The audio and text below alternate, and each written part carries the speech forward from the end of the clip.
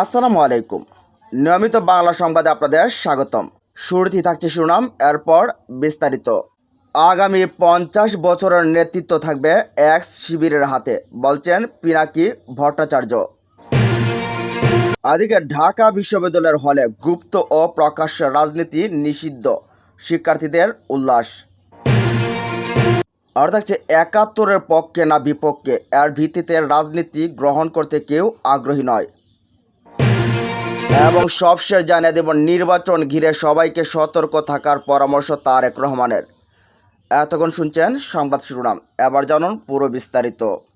বাংলাদেশের আগামী 50 বছরের সাংস্কৃতিক, একাডেমিক ও বুদ্ধিবৃত্তিক নেতৃত্ব এক্স শিবিরের হাতে থাকবে বলে মন্তব্য করেছেন লেখক, এসটিভি অ্যাক্টিভিস্ট ও রাজনৈতিক বিশ্লেষক পিনাকি ভট্টাচার্য। শুক্রবার রাতে নিজের ব্যক্তিগত ফেসবুক আইডিতে দেয়া এক পোস্টে তিনি মন্তব্য করেন। পোস্টে পিনাকি ভট্টাচার্য লেখেন, বাংলাদেশের আগামী 50 বছরের সাংস্কৃতিক, একাডেমিক ও বুদ্ধিবৃত্তিক নেতৃত্ব কার হাতে থাকবে? এর প্রশ্নের উত্তর এখনই লেখা যায়। এটি থাকবে এক্স শিবিরের হাতে।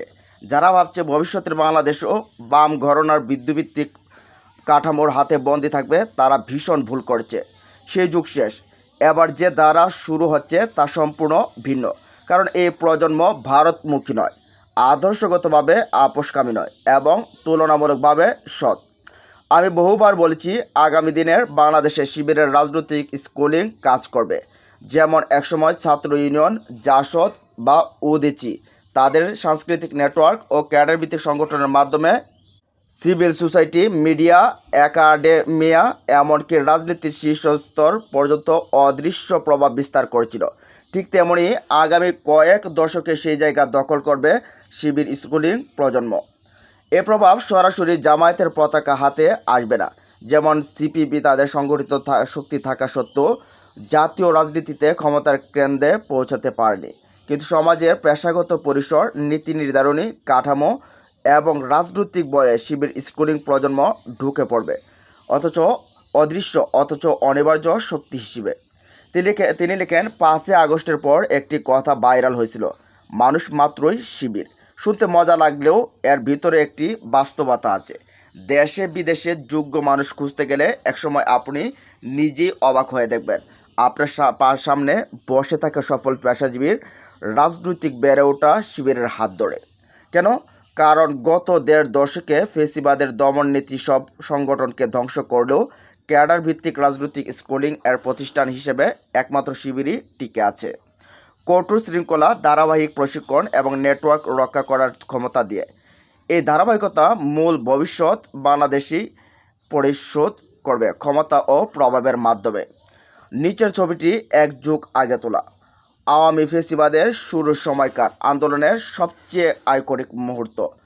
ছবির এই তরুণ তখন রাজপথের জীবন বাজি রেখে লড়ছিল। আজ তিনি দেশের একটি পাবলিক বিশ্ববিদ্যালয়ের সহকারী অধ্যাপক। এটি মূলত একজন মানুষের গল্প না, এটি একটি সংগঠিত স্কুলিং এর সাফল্যের প্রতীক। তার সময়সীমাও আজও হয়তো কোনো কমিটির সহসভাপতি হওয়ার অপেক্ষায় দাঁড়িয়ে আছে, অথচ এই মানুষটি নিঃশব্দে সমাজে তার অবস্থান ধীর করে ফেলছে। এই ছবিটি তিনি নিজে সামনে আনেন না, কিন্তু মানুষ তাকে খুঁজে নিয়েছে, কারণ এই ছবি একসময়ের আন্দোলনে রক্তে আগুন ধরিয়ে দিয়েছিল। এদিকে ঢাকা বিশ্ববিদ্যালয়ের হলে গুপ্ত ও প্রকাশ্য রাজনীতি নিষিদ্ধ, শিক্ষার্থীদের উল্লাস। ঢাকা বিশ্ববিদ্যালয়ের আবাসিক হলে ছাত্র দলের কমিটি ঘোষণাকে কেন্দ্র করে নো হল পলিটিক্স দাবিতে উত্তাল হয়ে উঠছে ক্যাম্পাস। শুক্রবার দিবাগত রাতে 12:30টার দিকে বিশ্ববিদ্যালয়ের বিভিন্ন হল থেকে শিক্ষার্থীদের বিক্ষোভে অংশ নেন। রাত 1টার পর তারা উপাচার্যের বাসভবনের সামনে জড়ো হয়ে প্রতিবাদ জানাতে থাকেন। রাত 2টার দিকে উপাচার্য অধ্যাপক ডক্টর নিয়াজ আহমেদ খান বিক্ষোভস্থলে এসে জানান, গত বছরের 16 জুলাই হলে ছাত্র রাজনীতি নিষিদ্ধ করার যে সিদ্ধান্ত নেওয়া হয়েছিল তা বহাল থাকবে। এই নীতিমালার অধীনে স্ব হল প্রশাসন প্রয়োজনীয় ব্যবস্থা নেবে বলেও জানান তিনি। উপাচার্য বলেন, ছাত্র দলের ঘোষিত কমিটি নিয়ে সংগঠিত নেতাদের সঙ্গেও তিনি আলোচনা করবেন। তবে আন্দোলনরত শিক্ষার্থীরা তার এ ঘোষণা প্রত্যাখ্যান করে হল পলিটিক্সের সম্পূর্ণ অবসান দাবি জানান। এর কিছু সময় পরে প্রক্টর সাইফুদ্দিন আহমেদ জানান, হলে সব ধরনের প্রকাশ্য গুপ্ত রাজনীতি নিষিদ্ধ ঘোষণা করা হলো। পরে ছাত্ররা তার দাবি মেনে নিয়ে আনন্দ উল্লাস করতে থাকেন। এর আগে রাতে 12টায় রোকেয়া হলের শিক্ষার্থীরা হলের প্রধান ফটকের তালা ভেঙে বিক্ষোভে বেরিয়ে আসে। একই সময়ে বিশ্ববিদ্যালয়ের অন্যান্য হলেও বিক্ষোভ ছড়িয়ে পড়ে। বিক্ষুব্ধ শিক্ষার্থীরা স্লোগান দেন 1 2 3 4 হল পলিটিক্স নো মোর। শিক্ষা ও রাজনীতি একই সাথে চলে না, পড়ালেখা ও গেস্টরুম একসাথে চলে না ইত্যাদি।